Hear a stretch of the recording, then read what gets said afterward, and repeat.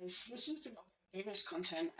Basically, we got off of our conversation about success and failure. We just thought that maybe it might be nice to just give you guys some practical thoughts on how we are actually doing that, how we're living that, and actually providing that input into our children's lives to try and encourage them to um, kind of throw off that idea of success and failure and what that kind of looks like. So, kind of not being so interested in the image and being a little bit more focused in on what their lived experience looks like and meeting their own needs. And we were kind of saying that things like, essentially, from my perspective anyway, so I'll do a little bit from me. So it's only going to be a little short one.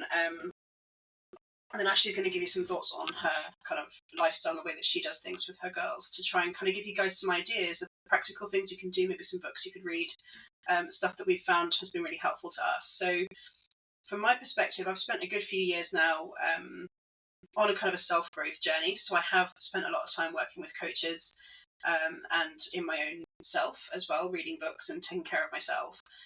Because first and foremost, it's taken quite a lot of internal work to get me into a headspace where I actually feel like I can shake off most of that image. Like, it's very, very tricky for me with kind of people in my life who have had high expectations of me, for me to shake that off. And I still find that very hard even today, actually living my life for me, no matter how messy and chaotic and poor or that and just accepting it for what it is and loving it for what it is. So I know from my perspective that it's really important for me to role model to my kids what it looks like to harness a life that actually means something to me. And that's not necessarily to have a purpose or to have a goal or to have an ambition or a future in mind. I might have several ambitions before I die, like I'm sure I will. Mm-hmm.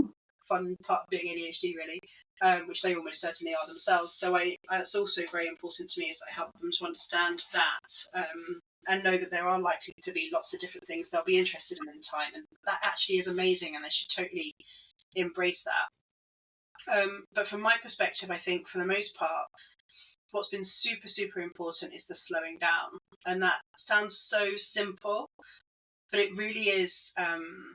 About rebuilding a relationship with your body, with your senses, with actually seeing and feeling and touching the world around you. It's eating slower, it's doing things the hard way. So this was a great tip I got from a homesteading conference that I was listening to a couple of bits on. I'm not like super bum here, I literally listened to like 5 of the episodes. I was really sad I missed so many of them actually, because they were really, really interesting.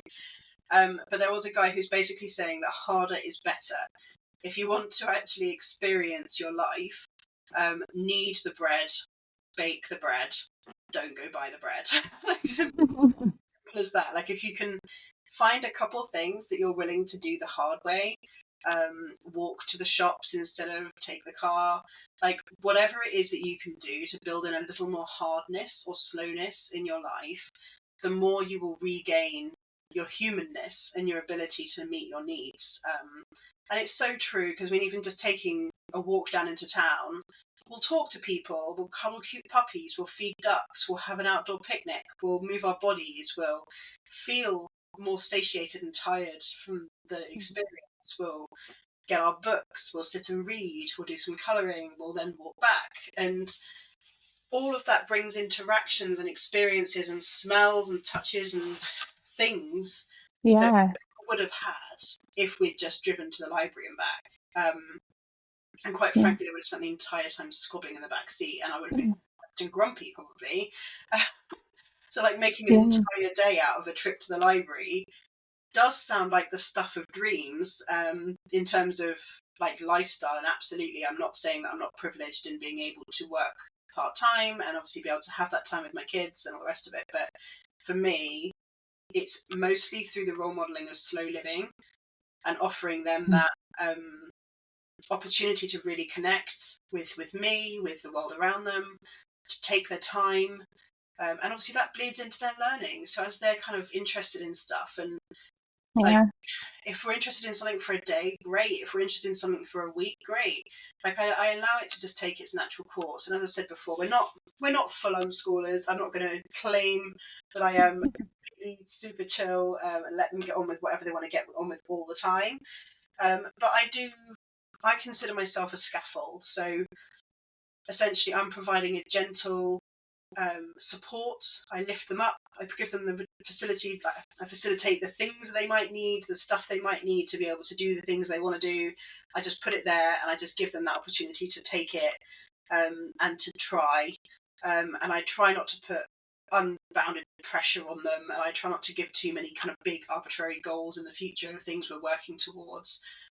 And yeah, we do celebrate things like when my son started reading and it was pretty fluent. Like that for me was like a yay moment. Like, of course, it's great to celebrate it. But equally, I've celebrated his effort, and I've celebrated his perseverance, and I've celebrated his like individual words when he's managed to crack a word that looks a bit tricky or whatever. Right? Like I encourage them to be proud of their own achievements and from their own excitement of the future, like what they might want to do, and encourage conversation around what they might like to do one day, what they want to live and experience now or in the future, as this lovely long open-ended experience ahead of them. Like there is no school until 16, then college, Yeah. then university in their heads. It's just their whole life is just out ahead of them, and they just get to say, oh, I really want to do that when I'm a bit more grown up or whatever, right? And I think that's, from my perspective, if I can just provide that gentle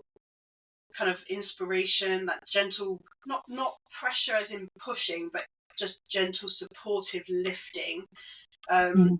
and just allowing them to have those opportunities as much as I possibly can, and just slowing down and enjoying the days, taking our time, not rushing from one group to another and doing too many things in our week, just Yeah. giving ourselves that pace that means that it makes sense for us.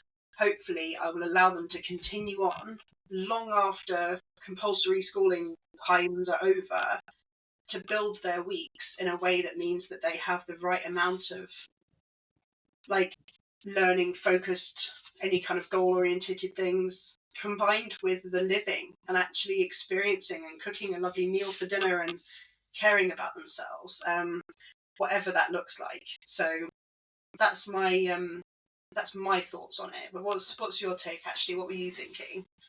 Yeah. And really quick, I want to say too, when you kind of were just talking about doing the harder thing, um, and how that's like the path you should choose. And certainly we can't do it for everything, right? But we'd still need our cars. But but there's this Instagram account I follow. It's by Dr. Becky from Good Inside. And if you don't follow her yet, I just so recommend. Her content is phenomenal. It's often bite size. I know she also has a subscription that you can join for, I'm sure, a wealth of information and support from a parenting perspective. But she talks about how when you think about screens and the things that kids are experiencing at the younger ages, right? 2, 3, 4. And then they're faced with this challenge at, let's say, 6 years old of learning how to read. And it is a far goal, right? It is a long thing. It takes you a while to achieve that. You don't just learn it in a weekend, right? I think I heard that to become completely fluent, they expect it to be about 3 years, so that typically by like American standards, third grade, you're considered a fluent reader. This is for English, certainly not for all languages. And so that is something that when you think about these children having to do that, and there is no instant reward, they don't suddenly pick up a book and read it. I'm not talking about the little decodable readers. I'm thinking like, picking up any book that you or I might be reading, right? It was not instant. And so it's understandable why it's hard. It's understandable why some children now, when the parents are like, my child is really struggling with reading, and is it a learning disability? Is it something else? But it might just be that they've not done, and this is not what she said. This is my own interpretation at this point. She planted the seed. I continue thinking about it. It might just be that this is the first hard thing they're doing, right? I don't know. Maybe it is one of those other things, but it could just be that, For a while. Yeah. yeah. And so doing something that you have to put a lot of effort into, even if it's something like making bread, that is obviously later that day you'll eat it, but that is something that feeling that effort is important, and it's important even for little kids. And so, helping with the dishes, helping with laundry, they can load the washing machine, they can load the dryer, they can help you pull the clothes into the basket. So I think that's something for me, including them in these daily tasks, even from a young age, has been important. And I'm constantly trying to think of new ways to have them get involved, even if it's like, okay, you can unload the utensils of the dishwasher. That's something that you can manage, even though you can't reach the high shelves to put the plates away. So that's definitely something that I have done, which is just hoping to have them kind of take part in a lot of the day-to-day activities as quickly as possible. Um, Things helps them to kind of have that sense of responsibility, to teach them that they can do difficult things. Like it's, yeah, yeah, they can actually have yeah, that confidence in themselves. yeah. They're contributing to the household, right? No one lives here for free, so I mean, they kind of do, but yeah. So, and I think a lot of what I do, which I'll get into here in a second, is definitely I want to preface it with my kids are still young. I think this is a very foundational age. I'm not saying that if you have um, teenagers, that what you do might look very different um, than what we're doing right now. But so yeah, I think modeling, like you were saying, is really important. So I want them to really appreciate their body, their lives, what we have available to us. We are very fortunate to be able to live how we live. And so, modeling physical activity, I'm on a sports team. They're always like, oh, you're leaving for field hockey. Yes, I have field hockey about 3 times a week. When that's not in session, then I'm making sure that they see me all the time doing yoga or something. And I try really hard not to ever complain about it, because I think that's something that physical activity can have this stigma around it, right? Like, oh, I got to go to the gym, or oh, that run was brutal, or so I really try to, even if it is brutal, I really try to stay positive about modeling like how important it is to care for your body. Another really important one I think is reading for pleasure, because I think that's one of the things that school can really ruin for so many children, is just reading, because it's so required in every subject. You might just have hours of, if you're in a traditional school setting, or maybe even for some homeschoolers, right? You just might have hours of reading to get through. And so you just hate it, or you're forced to read a book you don't like, or and I think there's some reality to that, right? We're often going to have to do things we don't want to do, but I want them to see me reading for pleasure. And reading is something that's really important to me. I read a ton of fiction. I'm like, that's another conversation to have, but I am obsessed. I go to like book conferences. I read over 300 books a year. It is That's impressive. crazy. Yeah, I'm constantly. There's another really great um podcast that I love called The Lazy Genius. And one of the things that she really hones in on is finding your hobby and then doing that. So if you have 15 minutes, don't scroll, do your hobby. So for me, that is absolutely reading. It's one of them anyway. And so any free moment I have, I'm either listening to an audiobook or I am reading on my Kindle. And I actually use my phone more than my actual Kindle, because it's always handy. So yeah, so doing that with them and having them see me do that. And I do a lot of read alouds with them just to make sure they're getting that. I think just continuing my own education on the educational system, but also just in general. So some great book recommendations that I have, which I know are ones that we've talked about. Dumbing Us Down by John Taylor Gatto is just a fantastic read. It's short, although I will tell you your highlighter will be, you'll need five, because I highlight to the like every line practically. We're a little bit addicted to John Taylor Gatto at the moment, because I mean, I'm Yeah, listening to Weapons of Mass Instruction. So literally, I get through 30 seconds, 60 seconds, and I've got to pause it and make some notes and go do some research. yeah, So horrified and like blown away by what he's saying. yeah. Great educational piece on sort of education, Hmm.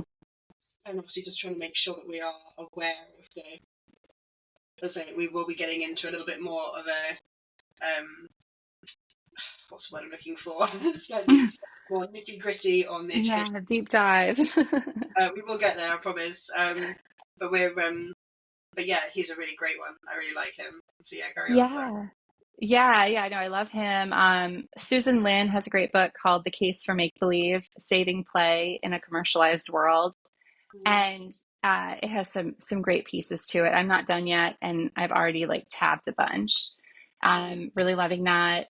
Scott D. Sampson has How to Raise a Wild Child, The Art and Science of Falling in Love with Nature. And I just think I feel like I remember running around in our backyard in my bare feet.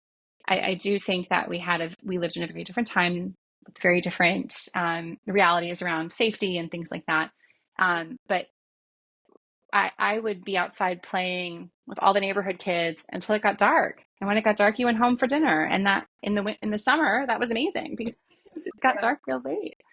So yeah, so I just think there's a piece of that we did have that is harder for our children these days. And so I do try to just stay conscious of that. And then I love Jessica Smart's book, The Memory Making Mom. This is actually my second time reading it. I actually listened to the audiobook the first time and loved it, and then bought a copy and am now going through it and highlighting because you could never do everything in her book, but she just talks about how to create a meaningful life by having rituals and different just ways to cut back on distractions, to cut out the busyness of life, and to kind of have these like pivotal points in your family's, I don't know, choreography, or just in the way that you're doing things, that can just build just fantastic memories for your kids, and for you, because it's our life too. So I love her, um, and I think those are just some I have off the top of my head, because they're standing in front of me as I was rearranging my bookshelf tonight. So that's really important. And then I think like just keeping conversations really open and honest is also just a good way to stay grounded and in the present, and where our children are, and just appreciating who they are and who they're becoming. And so we're I really try hard to stay open in conversations with them about money, about what we do with our money and why. And it's not just like, no, you can't have that. It's, well, if we spend our money on that, then we're not going to have our money over here when we want to go on a trip to visit your grandparents, or, whoever we have conversations around that. That's probably maybe not the best example, but Yeah. No, I get we're open about that. it. And I think, yeah, I just don't feel like they need to stay sheltered. They're part of this family too. And obviously we're not like sharing our stock portfolio with them, but we're they're seeing, and getting involved in how to make money and save money. And yeah, so those are honest conversations we have. We're very honest about bodies and sex and all of that to an age appropriate level, but just understanding that that's important to them, and we're not trying to hide anything. Again, age appropriate, but very open, so that it just feels natural and just like a part of the conversation, and nothing to have an odd, um, taboo, or just awkwardness around it. It just is for everybody the same. It's all true for everyone. So yeah, just keeping it open for those tough conversations later, and hopefully that'll just again create like a general appreciation for where we are in life, and what's normal, and making it just kind of be conversational and hopefully comfortable. Yeah.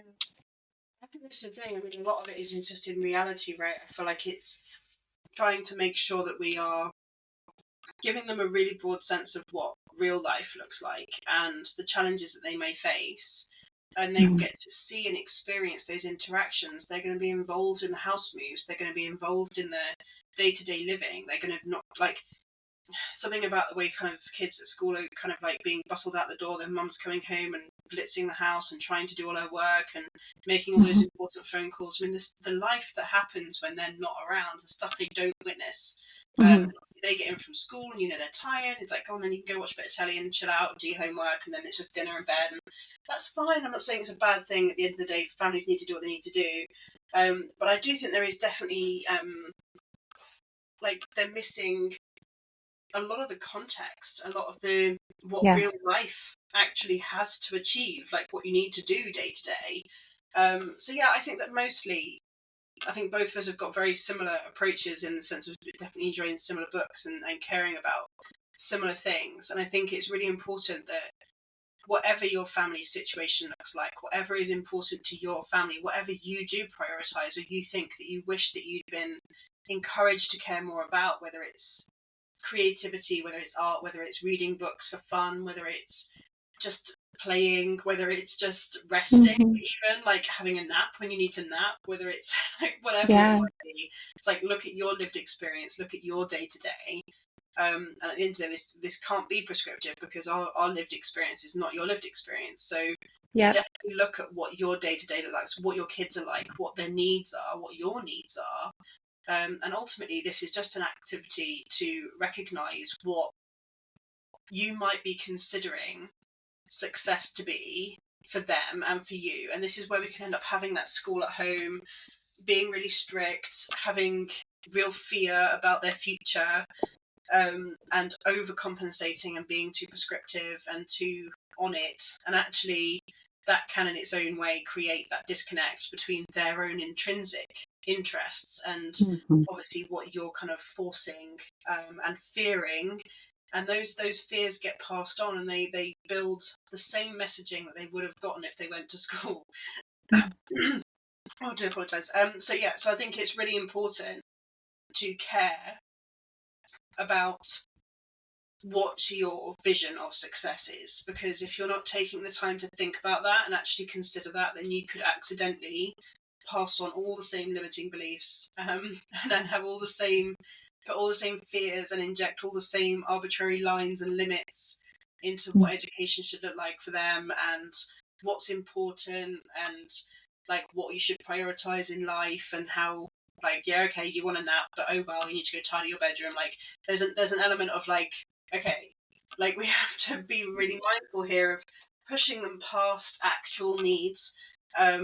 Like my husband, for example, gets a bit funny about snacks at bedtime, and I'm just like, hey, look, if they're hungry, like genuinely, like they're going off to sleep and they're feeling hungry, then they need to eat something. Like, I'm not going to tell them they just have to go to bed hungry. Like, that's fine. They can wait. They can't wait until morning if they're really hungry. And obviously, I always think to them, like, are you actually hungry? Or do you need a drink? Or are you just delaying going to bed? Like, of course, Yes. we know all the tricks. But give her a banana and send her back to bed and she'll eat it. And yeah, okay, fine, it's not so great for her teeth. And I'm just going to have to accept that, really, because she does it every night. But it's what it is. And I think we have to allow them to experience their life and make their own routines and their own lived experience. That's important. It just is. Yeah. Yeah. And I think you made a good point too about, really thinking about what's important for you and what does success look like in your mind? What does failure look like? And being aware of those because it'll give you something to come back to and hold on to if you're getting pushback on home education, whatever version of that, whether you're totally unschooling or doing a version of school at home, anywhere on that spectrum. If you have a good goal in mind in terms of that success, right? Which is very loosely defined. It's not like you're saying they're going to go to this school with this grade and this career path, like, but just in general, these are the things that are important to us as a family. These are the things we'd like to pass on to our children. These are the ideals we want them to hold on to, and we're working really hard to instill in them. Then it gives you something to come back to and feel good about what you're doing and why you're doing it when you do get some of that pushback from outside forces, right? Because we all know that home education is not the norm, and it never will be. It can't be, right? Not now anyway. It certainly can't. Um, there's many two income households. People have to live. They have to keep a roof over their head. They have to keep food on the table. We're never going to see a world where everybody home educates, and I yeah. So that is not any home educator's goal, I don't think, to shift it to that extreme. But No. I think by drawing awareness to the challenges we see with the current education system and keeping your ideals in mind, it'll give you a really good path to here's where I want to go, and you can feel good about it as you continue on your home ed journey. Yeah, definitely. Mm-hmm. So I think honestly, let's just keep in mind what we want to be doing, and make sure that we're not projecting fears of success and failure onto our kids, and just try and focus on what makes sense for your family and what you can kind of see their future looking like as well. But hopefully this has been helpful, guys. As usual, we've gone on for far longer than I thought we would originally. This is hilarious. We will get better at this, I promise. I think that's been really helpful. We've obviously given you some things that you can go away and have a listen to. I honestly am absolutely astounded by Ashley's 300 books a year. I've got to be honest, that's the day. I roughly get through about, I don't know, well, I start, never finish them, except for one recently, which was Ultra Processed People. That's literally the only book that I've finished, actually gotten to the last little bit. In a very long time. I'm really annoying that way. I start them and get really into them, and it takes me forever to finish them. But anyway, so I hope you guys have enjoyed that, and we'll be back again with another full episode next Sunday. All right, guys, take care. Bye. Bye.